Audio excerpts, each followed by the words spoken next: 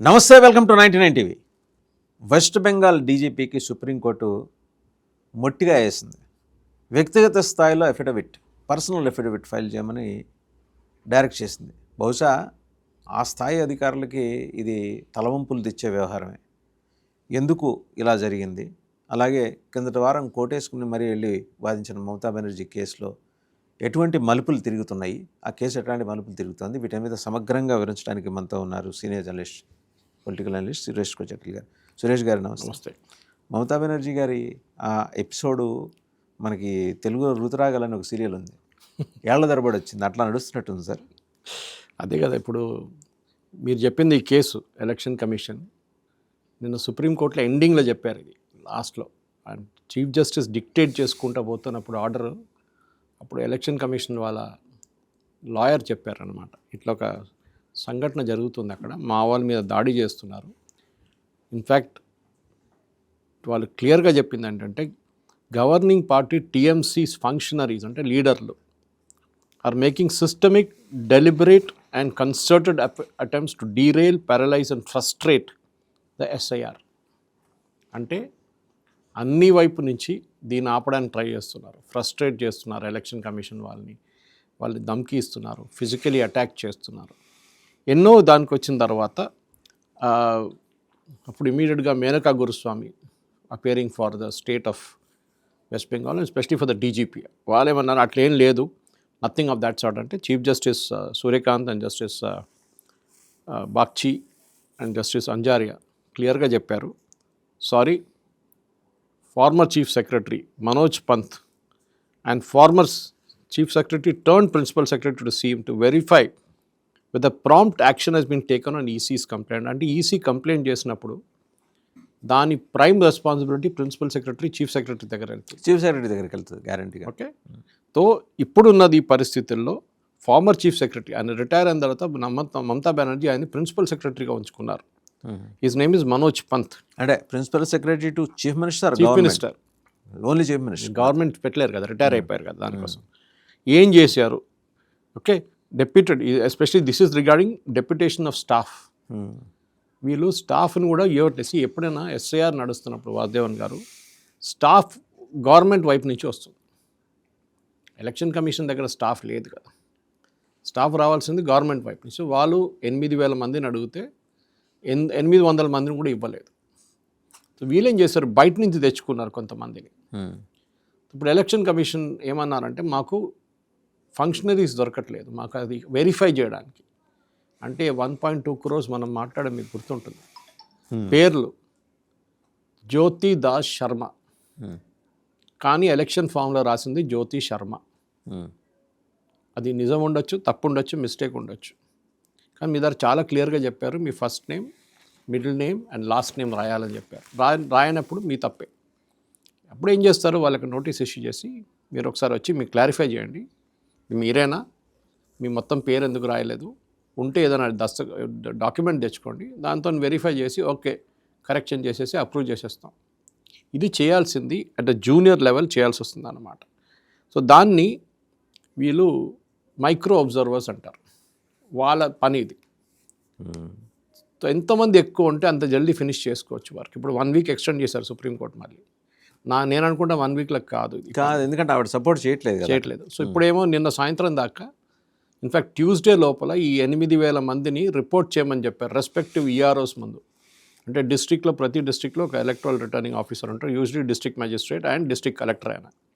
ఆయన ముందు register, you have to go and register, and దానికన్నా ముందు ట్రైనింగ్ తీసుకోండి ఎలక్షన్ కమిషన్ దగ్గర. సో దట్ వాళ్ళు మీకు చూపిస్తారు ఎట్లా రిజిస్టర్ చేయాలి, ఎట్లా వెరిఫై చేయాలి, ఎట్లాంటి డాక్యుమెంట్స్ తీసుకోవాలని చెప్పి. ఒక మాట గుర్తుపెట్టుకోవాలి వాసుదేవన్ గారు, ఇది ఈ ఎలక్షన్ కమిషన్కి కాన్స్టిట్యూషనల్ మ్యాండేట్ ఉందని సుప్రీంకోర్టు బీహార్ కేసులో చెప్పారు చాలా మటుకు. దట్ ఎస్ఐఆర్ అనే ఒక process is constitutional mandate, constitution రాసిపెట్టింది, మొదలే రాసింది. దాన్ని ఆపడానికి ఏంటంటే నాకు అర్థం కాదు. మమతా బెనర్జీ ఆర్గ్యుమెంట్ ఏముండే, మొన్న వచ్చి కూడా పెద్ద డ్రామా చేసింది కదా సుప్రీంకోర్టులో. ఇన్ఫ్యాక్ట్ మీరు చూస్తే దాంట్లో ఆ రోజు ఇచ్చిన ఆర్డర్లో మమతా బెనర్జీ పేరే లేదు అపియరింగ్ కౌన్సిల్లో. నిన్ను అడిగారు ఎవరు, చీఫ్ జస్టిస్, మీరు అట్లా ఆర్గ్యూ చేయనిస్తున్నారు, మేము కూడా రేపు వస్తాం, మమ్మల్ని అలా వ్యవస్థ ఒప్పుకోరు. కానీ ఆయన ఏం చెప్పారంటే, పోనీ అండి, ముఖ్యమంత్రి కదా, షీఈ్ అ క్వాలిఫైడ్ అడ్వకేట్. ఆమె రిజిస్టర్ చేయలేదు సుప్రీంకోర్టు, రిజిస్టర్డ్ కాలా రిజిస్టర్డ్ కాలేదు. పోనీండి, యాజ్ అ ముఖ్యమంత్రి she came, she argued, she went off. మేము కూడా సీరియస్ తీసుకుంటే పోనీయండి, అదంతా పెద్ద సీరియస్ తీసుకోక్కర్లేదు. Okay, but point is we are not taken her in to record. ఆమె ఇచ్చిన ఆర్గ్యుమెంట్స్ మేము రికార్డులో తీసుకోలేదు.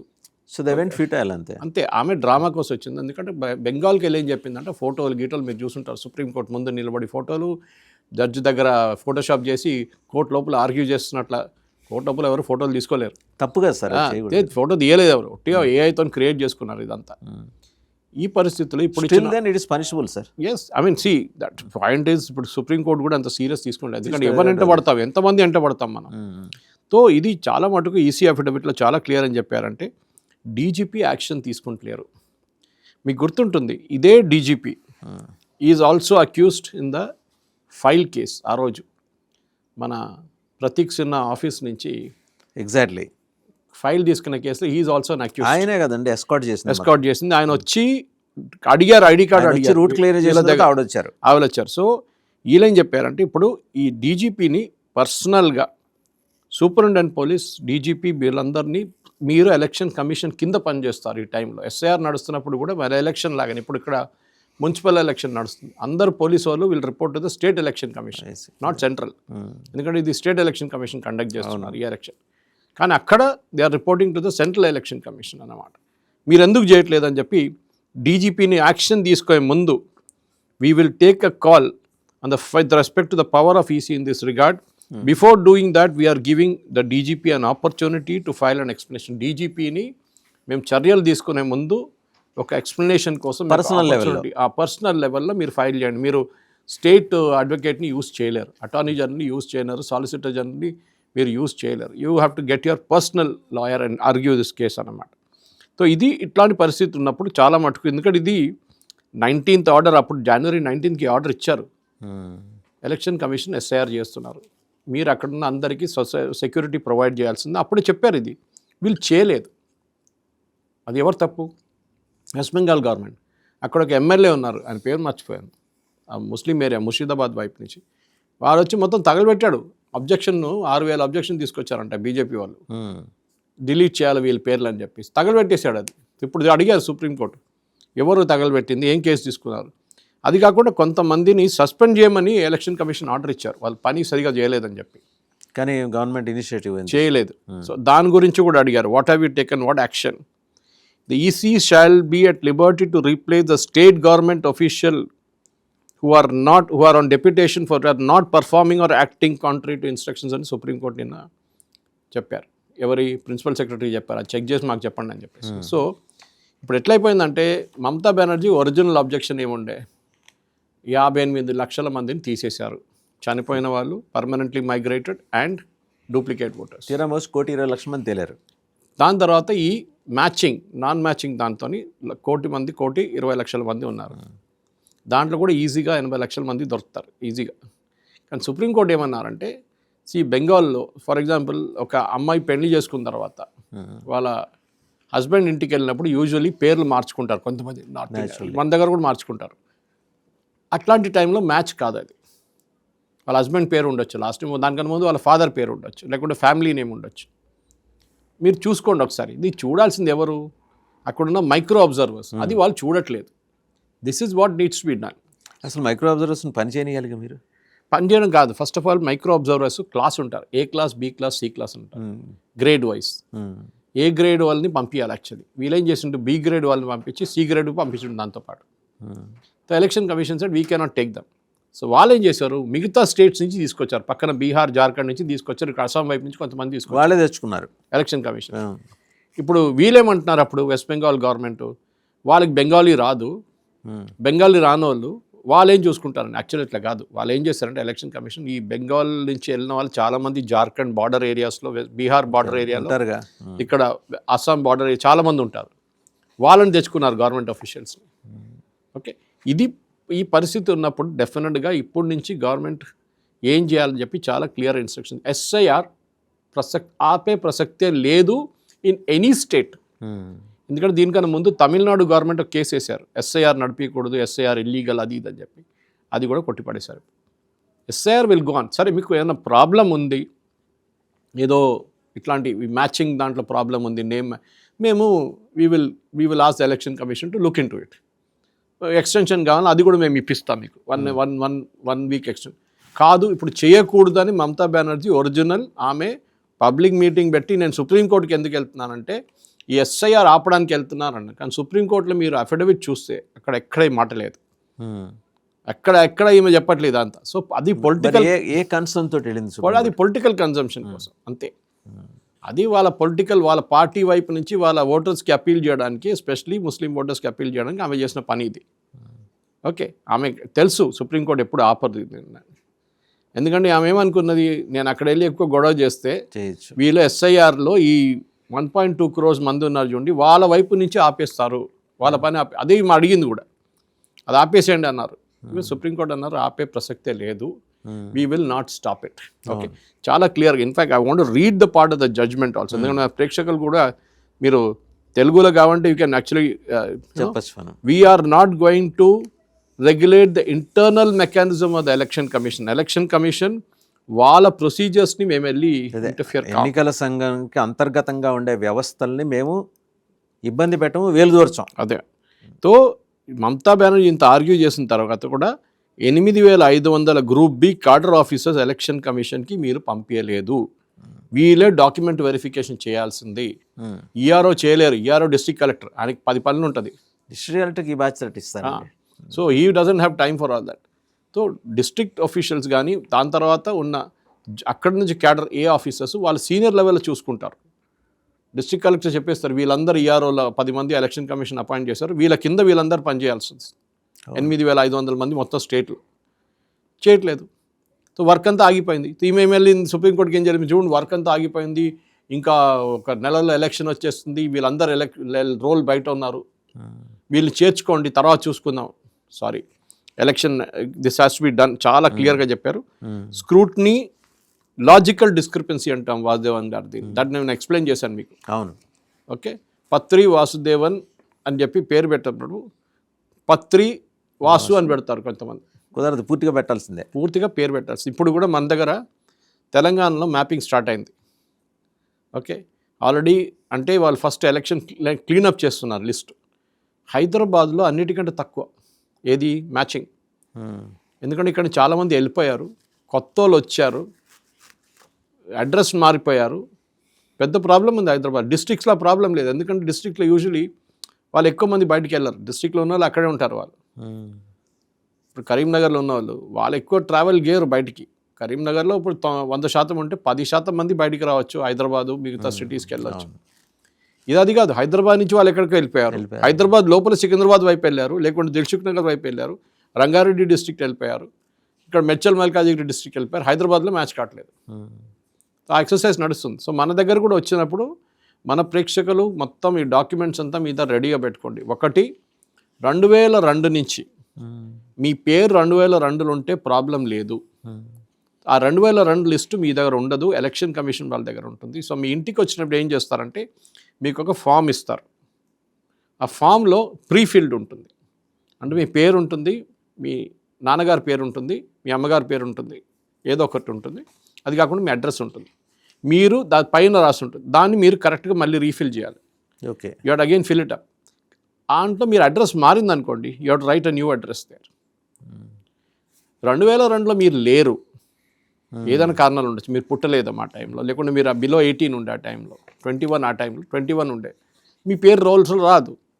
అప్పుడు మీరేం చేయాలి, మీ నాన్నగారు అమ్మగారి పేరు దాంట్లో ఉంటే 2002 లిస్ట్లో ఎలక్షన్ కమిషన్ వాళ్ళ దగ్గర ఉంటుంది. వాళ్ళు అడుగుతారు వీళ్ళు ఏ కాన్స్టిట్యున్సీలో ఉన్నారు, Secunderabad cantonment. Okay, Secunderabad cantonment ఎక్కడ, ట్రిమల్గిరిలో మీకు గుర్తుందా, ఏ బూత్ ఉండొచ్చు, నాకు గుర్తులేదు సార్, ఏదో స్కూల్లో ఉండొచ్చు బూత్, నో ప్రాబ్లం, పేరు చెప్పండి, టైప్ చేస్తారు, పేర్లు వచ్చేస్తుంది. ఓకే, మీ అమ్మ నాన్నగారి పేరు మ్యాచ్ అయింది, మీ సర్టిఫికేట్ తీసుకుంటారు, స్కూల్ సర్టిఫికేట్ చెక్ చేస్తారు, లాజికల్గా ఎస్టాబ్లిష్ అయిపోయింది. ఓకే, కరెక్ట్, మీరు ఫామ్ ఫిల్అప్ చేసి మాకు ఇచ్చేసండి, అప్రూవ్డ్, మీ పేరు వచ్చేస్తుంది లిస్ట్లో. ఇప్పుడు 2002 ఎందుకు అంటున్నాను అంటే లాస్ట్ ఎస్ఐఆర్ జరిగింది 2002లో. దాని తర్వాత చాలామంది దొంగ ఓటర్లని వీళ్ళు ఎక్కించుకున్నారు లిస్ట్లో. ఎలా చేస్తారు సార్? ఈసీ కదా, స్టేట్ గవర్నమెంట్ కదా చేపించేది. ఇప్పుడు జిహెచ్ఎంసీ వాళ్ళు చేపిస్తారు, ఈసీ సేవ్ ఉండదు అప్పుడు, లేదు జిహెచ్ఎంసీ వాళ్ళు చేసిస్తారు లిస్ట్. ఎస్ఐఆర్ జరిగినప్పుడు ఈసీ కింద జరుగుతుంది, లేకుంటే నార్మల్గా ఈసీ ఏం చేస్తారు, ఈ పని అప్పగిచ్చేస్తారు స్టేట్ గవర్నమెంట్ స్టేట్ ఎలక్షన్ కమిషన్కి. ఎలక్షన్ కమిషన్ ఏం చేస్తారు, జిహెచ్ఎంసీ వాళ్ళు లేకుంటే టీచర్లు, అంగన్వాడీ వర్కర్స్ని పిలుస్తారు. వాళ్ళకి లిస్ట్ ఇచ్చేసి, అమ్మ వీళ్ళు వెళ్ళి ఈ అపార్ట్మెంట్లో 25 ఇళ్ళు ఉన్నాయి, 25 అపార్ట్మెంట్లు ఉన్నాయి, చెక్ చేసుకొని రండి అంటారు. వాళ్ళు పైకి వెళ్తారు, ఫస్ట్ ఫ్లోర్లో 3 కనిపిస్తారు, 2 లేరు, డోర్ లాక్డ్ అని పెట్టేస్తారు. దెన్ నెక్స్ట్ ఫ్లోర్ వెళ్తారు. అట్లా చూస్తే లాస్ట్లో డోర్ లాక్ ఒక 20 మంది ఉంటారు. పనికి వెళ్ళే వాళ్ళు ఉంటారు కదా, ఉద్యోగంకి వెళ్ళే వాళ్ళు ఉంటారు, వీళ్ళేమో వర్కింగ్ డే వస్తారు. సెకండ్ విజిట్ రావాలి, వాళ్ళు రారు కొన్ని ప్లేసెస్లో. సో ఏమైతే మీ లిస్ట్ నుంచి మీ పేరు పోతుంది. దానికోసం చాలామంది ఎలక్షన్ రోజు మీరు చూసుంటారు, పొద్దున్న తిరుగుతున్నారు, నాది ఉండే కదా ముందు ఎదుట దగ్గర వచ్చి కూర్చొని నా పేరు లాస్ట్ టైం ఉండే, ఇప్పుడు ఎక్కడ పోయిందండి. ఆ పాత స్లిప్పులు తీసుకొస్తారు, అప్పుడు అది పనికిరాదు, మీరు చెక్ చేసుకోవాలి మీ పేరు ఉందా లేదా అనేది. అది ఫస్ట్ రెస్పాన్సిబిలిటీ. ఎందుకంటే అంతా అయిన తర్వాత ఒక డ్రాఫ్ట్ లిస్ట్ పబ్లిష్ చేస్తారు. ఆ డ్రాఫ్ట్ లిస్ట్లో మీ పేరు ఉందా లేదా, అది పొలిటికల్ పార్టీస్ పని కూడా, కానీ వాళ్ళు చేయరు యూజువల్లీ. వాళ్ళు కూడా చెక్ చేసి మీ ఏరియాలో, మీ అపార్ట్మెంట్లో, మీ గేటెడ్ కమ్యూనిటీలో, మీ కాలనీలో ఎంతమంది ఉన్నారో, లేదా పేరు పోతే మీకు తెలుసు, అరే వీళ్ళు ఇక్కడ ఉన్నారు కదా, వీళ్ళ పేరు ఎందుకు లేదు, మళ్ళీ ఫామ్ ఫిలప్ చేసి ఇవ్వాల్సి వస్తుంది. ఎస్ఐఆర్లో ఆ process is very strict. 2 type revisions ఉంటుంది వాసుదేవన్ గారు. ఒకటి నార్మల్ రివిజన్, ఓకే, ఒకటి స్పెషల్ ఇంటెన్సివ్ రివిజన్. ఇప్పుడు నడుస్తున్నది అది నార్మల్ రివిజన్ మన ఎలక్షన్ కన్నా ముందు వచ్చి ఒకసారి చూసి ఉన్నారా లేదా అని టిక్ చేసుకుంటూ వెళ్ళిపోతారు. ఇప్పుడు మీ అబ్బాయి అమ్మాయి కనిపించకపోతే ఇంట్లో మీ నాన్నగారు అంటారా వాళ్ళు ఇప్పుడే బయటకు వెళ్ళినా అంటే, సరే అని మేము వస్తాం, తర్వాత మేము కలవాలి వాళ్ళని ఒకసారి, లేకుంటే మీరు సంతకం పెట్టండి, వాళ్ళ బిహాఫ్ మీరు సంతకం పెడితే అప్పుడు వాళ్ళు భయపడతారు సంతకం పెట్టడానికి. ఎందుకంటే it comes under the malpractice election commission రూల్స్లో. ఓకే, దాన్ని మీరు తప్పు ఇన్ఫర్మేషన్ ఇచ్చారు, మీ కొడుకు కూతురు యూఎస్లో ఉన్నారు, దుబాయ్లో ఉన్నారు, ఎక్కడ ఉన్నారు, వాళ్ళు ఇక్కడ లేరు, కానీ మీరు సంతకం పెట్టి ఏం చెప్పారు, వాళ్ళు ఇక్కడ ఉన్నారని చెప్పారు. అది తప్పు. You have to give the truthful thing. వాళ్ళు ఇక్కడ లేరమ్మా, యూఎస్కి వెళ్ళిపోయారు. అసలు ఇదంతా జరగనిస్తుంది ఆవిడ అని ఇప్పుడు చేయాల్సి వస్తుంది కదా, దానికోసం వచ్చారు. 54,000 మందిని ఈ 2-3 రోజులు 2-3 కాదు, 1 వీక్ ఎక్స్టెండ్ చేశారు. That will be done. దాని తర్వాత కరెంట్ ఇంకా 1 వీక్ ఎక్స్టెండ్ ఆల్రెడీ స్టార్ట్ అయింది. ఈ ప్రాసెస్ స్టార్ట్ అయ్యి చాలా మటుకు ముందుకు వచ్చింది. కానీ ఈమె ప్రతి ప్లేస్లో ఈమె అడ్డుకోవడానికి ట్రై చేస్తుంది. ఎందుకంటే 1 కోటి మంది, అది కోర్టులో 1,20,00,000 మందిలో మీకు ఒక 40 లక్షల మంది ఓకే క్లియర్ అయిపోయింది అనుకోండి, లేకుంటే హాఫ్ తీసుకోండి, 60 లక్షల మంది క్లియర్ అయిపోతే కూడా 54 లక్షల మంది ఎక్కడ మూవ్ కాలేదు. అట్లనే ఉంది ఆ ఫిగర్. అది ఎవరు అబ్జెక్ట్, చాలా తక్కువ మంది వచ్చి చెప్పారు మేము బతుకున్నామో చనిపోయామని చూపించారని చెప్పేసి. ఓకే, సో మీరు ఒక 50 లక్షలు అక్కడ తీసుకోండి, ఇక్కడ 60 లక్షలు తీసుకోండి, 1,10,00,000 మంది లిస్ట్ నుంచి అవుట్ అయిపోతారు, which is a big number. అక్కడే మమతా బెనర్జీకి డైనమిక్స్ అంతా మారిపోతుంది. బీహార్లో చూసాం కదా, బీహార్లో రాహుల్ గాంధీ ఇంత గొడవ చేశాడు. నిన్న కూడా ఎలక్షన్ కమిషన్ ఒక చాలా క్లియర్ ఒక ఇన్స్ట్రక్షన్ ఏమి ఇచ్చారంటే, ఒక కేసులో this happened in Jan Suraaj party Bihar, Prashant Kishor వాళ్ళ పార్టీ మొన్న సుప్రీంకోర్టుకి వెళ్ళింది. సుప్రీంకోర్టుకి వెళ్ళి ఏం చెప్పారంటే, వీళ్ళందరూ 10,000 రూపాయలు పంచిపెట్టారు మహిళలకి ఎలక్షన్ అనౌన్స్ చేసిన తర్వాత, అది మోడల్ కోడ్ ఆఫ్ కాండక్ట్ అవుతుంది, కరప్ట్ ప్రాక్టీస్ కింద వస్తుంది. అంటే సుప్రీంకోర్టు అడిగారు మీకు ఎన్ని ఓట్లు వచ్చినాయని అడిగారు. యూజువలీ జడ్జెస్ అట్లాంటి ప్రశ్నలు అడగరు, కానీ ఇది చాలా పొలిటికల్ క్వశ్చన్ అయిపోయింది. మీకు ఎన్ని ఓట్లు వచ్చిందని అడిగారు. ఓడిపోయిన తర్వాత మా కోర్టు దగ్గర వచ్చి ఏడుస్తారా మీరు అని అడిగారు. మీరు ఓడిపోయిన తర్వాత మీరు మా దగ్గర వచ్చి మమ్మల్ని వాడుకుంటున్నారా దీన్ని మీ పర్సనల్ బ్యాటిల్ ఫైట్ చేయడానికి అని అడిగారు. Which is a very good question. Okay, so ఇట్లాంటి పరిస్థితుల్లో వాసుదేవన్ గారు ఇప్పుడు జరగబోయే ఈ స్పెషల్ ఇంటెన్సివ్ రివిజన్ మమతా బెనర్జీకి ఇప్పుడు ఆమె ఏం చేయలేరు. అది కాకుండా ఆ పాత కేసు ఒకటి పడుంది, ఇంకా ఏది డాక్యుమెంట్ ఎత్తుకపోయింది, అది దీంతో సంబంధం లేదు, దానికి సంబంధం ఉందంటే సంబంధం కూడా ఉంది. ఎందుకంటే ఎలక్షన్లో మా లిస్ట్ తీసుకెళ్ళిన దాంట్లో ఆమె మన అఫిడవిట్ ఫైల్ చేసిన ఏం చెప్తుందంటే, నేను నా పార్టీ డాక్యుమెంట్స్ ఎత్తుకెళ్ళాను, నేను వీళ్ళని ఎక్కడ, అది కూడా వాళ్ళు సంతకం పెట్టారంట, వాళ్ళు అప్రూవ్ చేసిన తర్వాతే నేను తీసుకెళ్ళానంటుంది ఆమె. Which is that case of raid జరిగినప్పుడు, ఎన్ఫోర్స్మెంట్ డైరెక్టరేట్ రేడ్ జరిగినప్పుడు. సో వాసుదేవన్ గారు this is going to be a big affair. ఎందుకంటే మమతా బెనర్జీ సుప్రీంకోర్టుతోని ఎక్కువ పెట్టుకోలేరు. ఆమె ఏమనుకుంటుంది, కపిల్ సిబ్బల్ లాంటి వాళ్ళు పెడితే ఆయన రాలేదు కదా సార్, అది ఆయన రాలేదు. సుప్రీంకోర్టు చెప్పారు, సుప్రీంకోర్టు చీఫ్ జస్టిస్ దగ్గర వాళ్ళ జూనియర్స్ వచ్చి చెప్పారు, కపిల్ సిబ్బల్ గారి మా ఇంకొక అడ్వకేట్ ఉన్నారు, పాస్ ఓవర్ కావాలంటే మాకు నెక్స్ట్ హియరింగ్ కావాలంటే సుప్రీంకోర్టు అన్నారు నో నెక్స్ట్ హియరింగ్, మీ ఉన్న కౌన్సిల్ని ఆర్గ్యూ చేయమని చెప్పారు. కపిల్ సిబ్బల్ గారు ఎక్కడ ఉన్నారంటే ఆయన ఒంట్లో బాగాలేదండి, ఆయన ఇంట్లో నిద్రపోతున్నారు, రెస్ట్ తీసుకుంటున్నారంటే చీఫ్ జస్టిస్ చెప్పినంటే సూర్యకాంత్ నిన్న ఒక ఫంక్షన్లో కనిపించింది నాకు, సాయంత్రం బాగానే ఉన్నాడు, సండే రోజు ఏదో ఫ్యామిలీ ఫంక్షన్ ఉండొచ్చు, అక్కడ వెళ్ళినప్పుడు ఆయన కనిపించండి ఇంకో ఫంక్షన్లో, there he was looking pretty good అన్నారంట. సరే రెస్ట్ తీసుకొని నో ప్రాబ్లం, మీరు ఆర్గ్యూ చేయండి అని చెప్పి ఆర్గ్యూ చేయమన్నారంట వాళ్ళ దగ్గర. సో ఇస్టర్డే డిసిషన్ వాస్ టేకెన్, అయిపోయింది కేసు. ఇప్పుడు నెక్స్ట్ ఇప్పుడు ఏమవుతుందంటే ఎక్కడైనా డిస్క్రిపెన్సీ మళ్ళీ ప్రాబ్లమ్స్ వస్తే మీరు అప్రూవ్ చేయొచ్చు. ఇదంతా ఈ ప్రాసెస్ అంతా ఇంకా ఎన్ని రోజులు అవ్వచ్చు సార్? అయిపోయింది ప్రాసెస్. అంటే ఇప్పుడు ఇది 1 వీక్ ఉంటుంది, 1 వీక్ ఎక్స్టెండ్ చేశారు, అది ఇంకో వీక్ కూడా ఎక్స్టెండ్ చేయొచ్చు అంతే. కానీ ఎనీ కేస్ ఫిబ్రవరి ఎండింగ్ లోపల the entire process will be finished.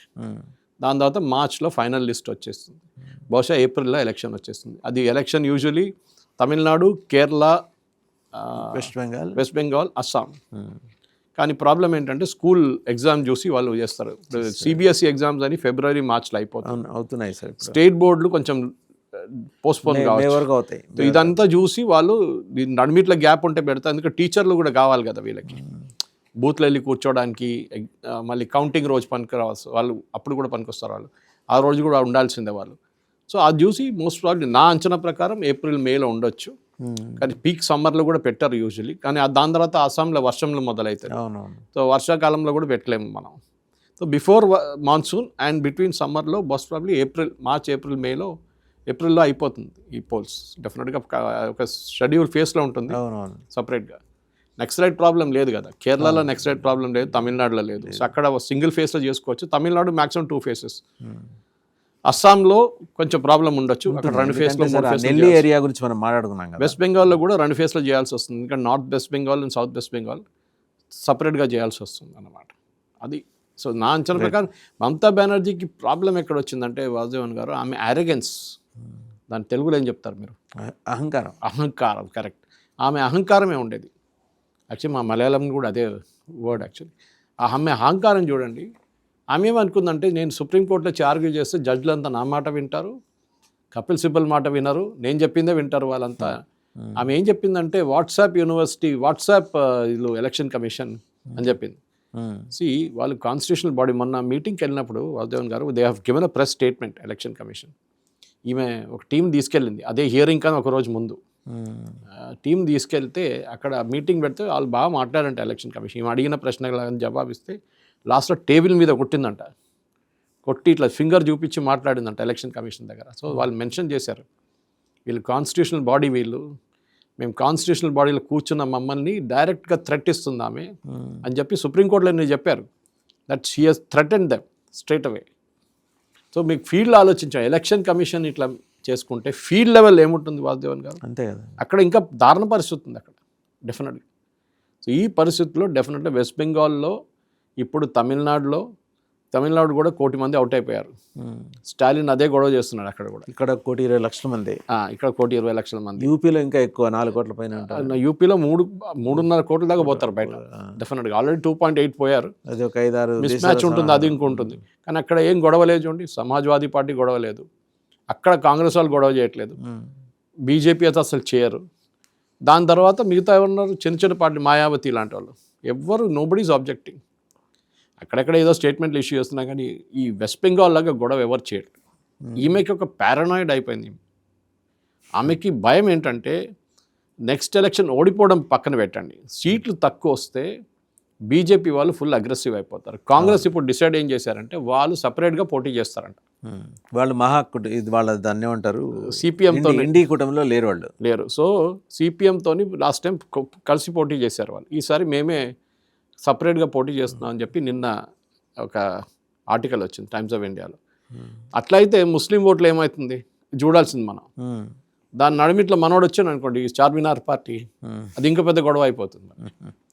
అస్సాంలో అయితే ఆయన పోటీ చేస్తాడు 100%. ఎన్ని చేస్తున్నాడు సార్ అస్సాంలో ఇంకా డిసైడ్ చేయలేదు వాళ్ళు, ఇంకా ఎలక్షన్ కూడా అనౌన్స్ కాలేదు కదా. కానీ నేను ఆ హిమంత బిశ్వ ఇస్తున్న ఒక స్టేట్మెంట్, ఆ వీడియో ఒకటి ఉండే, బీజేపీ వాళ్ళు డిలీట్ చేశారు. వాళ్ళు ఏది ముస్లిమ్స్ మీద ఫైరింగ్ చేస్తున్నట్టు ఎవరో ఒక తయారు చేశారు వీడియో, అది బీజేపీ అస్సాం వాళ్ళు క్యారీ చేశారు, మళ్ళీ వాళ్ళు డిలీట్ చేసేసారు అకౌంట్ నుంచి. సో దాని వ్యతిరేకంగా కేసు వేశారు, ఎవరు, హిమంత బిశ్వ శర్మ మీద, మన అసదుద్దీన్ ఓవైసీ కేసేసి ఇట్లా ముస్లిమ్స్ని హరాస్ చేసిన 10 వెళ్ళాడు కదా హైదరాబాద్ పోలీస్ కమిషన్ దగ్గరికి వెళ్ళాడు. ఒకటే మాట్లాడి రెస్పాండ్ అయ్యారు ఆయన లేదా? మాట అడగాల్సింది. మీ తమ్ముడు అప్పుడు నిర్మల్లోనో ఇక్కడ వెళ్ళి ఒక స్పీచ్ ఇచ్చాడు కదా, 15 నిమిషాలు టైం ఇవ్వండి, అదే చెప్పాడు కదా. అప్పుడు ఆ కేసు ఏమైంది, ఇక్కడున్న గవర్నమెంట్ వీళ్ళు కలిసి ఆడుకున్నారు, గేమ్ ఆడుకొని ఎవిడెన్స్ లేదని చెప్పి డిస్మిస్ చేశారు జడ్జి. ఆలోచించండి, అందరు చూశారు, అవును, మనం చూసాం, వీడియో చూసాం. అవును. కానీ జడ్జ్ అంటున్నారు ఎవిడెన్స్ లేదంటున్నారు. ఎందుకు స్టేట్ గవర్నమెంట్ ఎవిడెన్స్ ప్రజెంట్ చేయలేదు. పోలీసు వాళ్ళు ఇచ్చిన వీడియోలో అది ఒరిజినల్ వీడియో కాదంటున్నారు. ఆలోచించండి. సో అది ప్రాబ్లం లేదు. అసదుద్దీన్ ఓవైసీ తమ్ముడు చెప్తే అక్బరుద్దీన్ ఓవైసీ హిందువుల్ని మొత్తం మటాష్ చేసేస్తా అని చెప్పినప్పుడు ప్రాబ్లం లేదు. అసదుద్దీన్ ఓవైసీ అప్పుడు ఆయన ఏం కేసు వేయలేదు. ఇక్కడ అస్సాం ముఖ్యమంత్రి వాళ్ళ పార్టీ వాళ్ళకి వీడియో రిలీజ్ చేసిందని చెప్పి దాని మీద వీళ్ళు కేసేసారు. Anyway that will be handle, వాళ్ళు చూసుకుంటారు అది. కానీ ఓవరాల్గా ఏం చెప్తున్నా అంటే ఒక పొలిటికల్ గేమ్ అస్సాంలో వెస్ట్ బెంగాల్లో నడుస్తుంది. అస్సాంలో ఆల్రెడీ క్లియర్గా హిమంత బిశ్వ చెప్పారు, ప్రతి అక్కడున్న ఓటర్తో సంబంధం లేదు, ప్రతి మియా అంటున్నాడు, మియాల్ని అందరిని తీసి నేను బయటపడేస్తాను. మియా అంటే అక్కడున్న ముస్లిమ్స్ని, బంగ్లాదేశ్ నుంచి వచ్చిన ముస్లిమ్స్ని మియా అంటారు. ఓకే. ఈ మియాస్ అంట అందరు తీసి బయటపడేస్తాం మేము. అది ఎట్లానే ప్రసక్తి అది జరుగుతుంది, చూస్తూనే ఉండండి అని చెప్పారు. దానికోసం ఇంత గొడవ అక్కడ.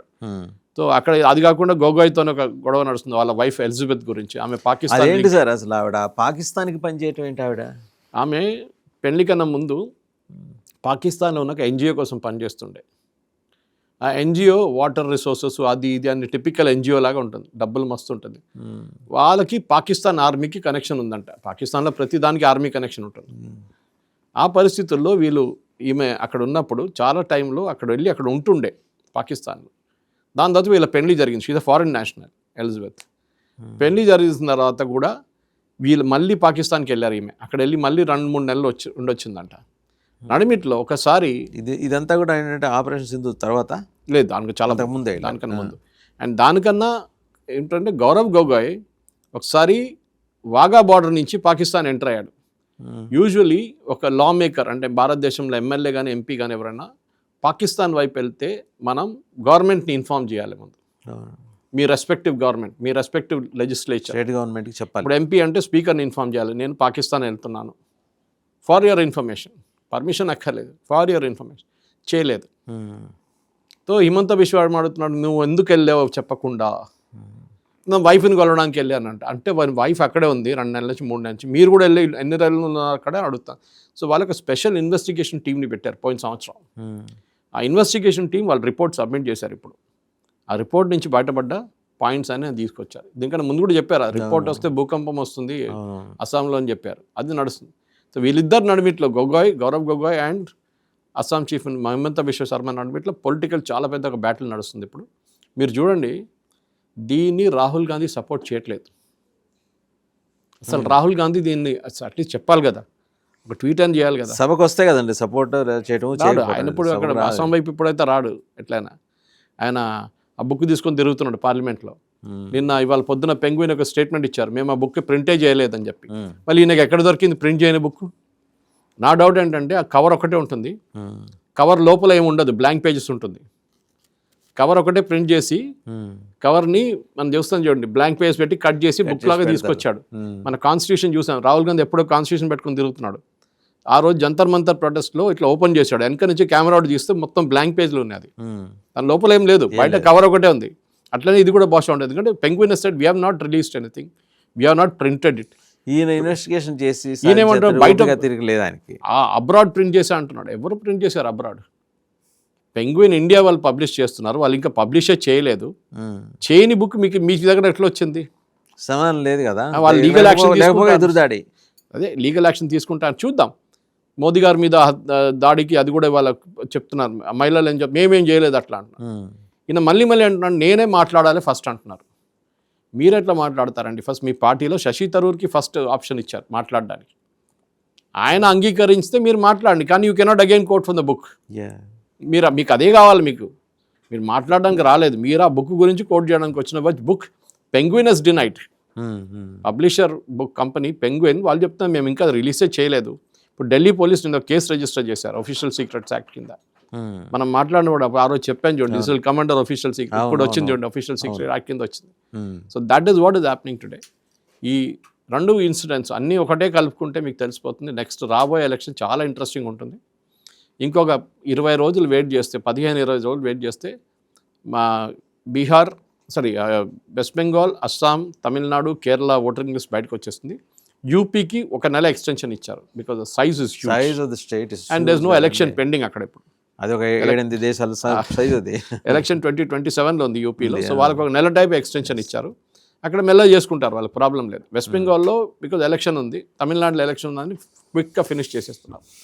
గుర్తుపెట్టుకోండి వాసుదేవన్ గారు, వీళ్ళందరూ మమతా బెనర్జీ ఒక్కరే కాదు, ఎస్ఐఆర్ నడిపించకూడదని చెప్పింది, స్టాలిన్ చెప్పాడు, స్టాలిన్ ఆల్ పార్టీ మీటింగ్ పెట్టారు, దాంట్లో డిఎంకే వెళ్ళలేదు, సారీ ఏఐడిఎంకే వెళ్ళలేదు, బీజేపీ వెళ్ళలేదు, మిగతా అన్ని పార్టీలు వచ్చారు, వాళ్ళ సిస్టర్ పార్టీ ఇంక్లూడింగ్ కాంగ్రెస్.